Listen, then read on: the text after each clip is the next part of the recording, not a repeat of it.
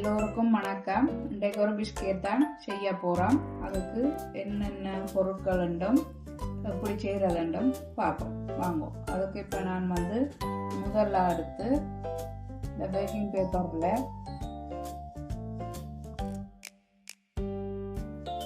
இது நான் டீஸ்பூனால் எடுத்துருக்கிறேன்.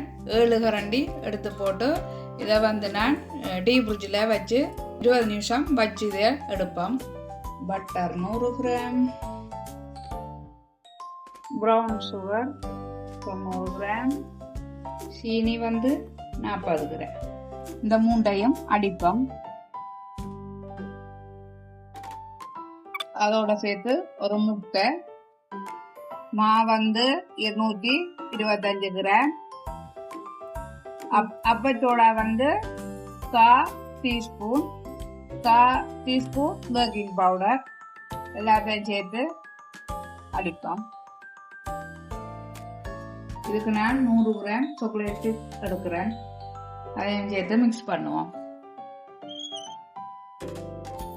இப்போ எல்லாம் மிக்ஸ் பண்ணியாச்சுது. இதை பேக்கிங் பேப்பர்ல இப்படி சுற்றி போட்டு இது ஒரு 10 நிமிஷம் நார்மல் ஃப்ரிட்ஜுக்கு வைப்போம். இப்போ ஃப்ரிட்ஜுகளால எடுத்தாச்சுது. இதை நாங்கள் உருண்டை ஆக்குவோம். ஒரு சைஸுக்கு எடுங்கோங்க. இந்த சைஸுக்கு இப்போ நாங்கள் 7 உருண்டை எடுத்து வச்சிருக்கிறோம். இது நாங்கள் முதலாவ ஃப்ரிட்ஜுக்குள்ள வச்சு எடுத்து நாங்கள் பாருங்க ஒரு எடுத்து இதை இப்போ நாங்கள் இதுக்குள்ள வச்சு நடுவுக்குள்ள வைக்க போறோம்.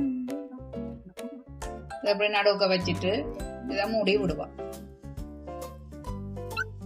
இப்படி எல்லாத்தையும் செய்து எடுப்போம். இப்போ ரெடியா எடுத்து இதுக்கு மேல சாக்லேட் சிப்ஸ் கொஞ்சம் மேல வச்சிருக்கிறோம். இனி அவனுக்குள்ள 180 பாகையில வச்சு 12 நிமிஷம் வச்சு எடுப்போம். இப்போ பாருங்கோ 6 எடுத்து அந்த பிஸ்கெட் எப்படி இருக்குண்டு சூப்பரா இருக்குது. இது 180 பாகையில 12 நிமிஷம் பிடிச்சிருக்குது. இது எடுக்கிறதுக்கு செய்து ஓகே. இதை நீங்களும் செய்யலாம் ஸ்லோவமா. இது 2வது மகள் தான் இதை செய்தது சொன்னவா. அவதான் இவ்வளவு சாமான் இவ்வளவு போடணும்னு சொல்லி இப்படி செய்தாங்கன்னு சொல்லி செய்தது. ஓகே. இப்போ இதை நாங்கள் இனி சாப்பிடுவோம். பாருங்கோ எங்களோட பிஸ்கெட்டு எப்படி இருக்குண்டு.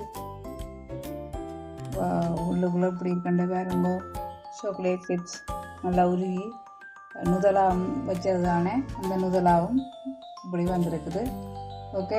இது சுலபமாக செய்யலாம், சாப்பிடவும் நல்ல டேஸ்டாக இருக்குது. நீங்களும் செய்து சாப்பிட்டு அப்படி இருக்காண்டு லைக் பண்ணுங்க, கமெண்ட் பண்ணுங்க, ஷேர் பண்ணுங்க, மறக்காமல் சப்ஸ்கிரைப் பண்ணுங்க. நன்றி, வணக்கம்.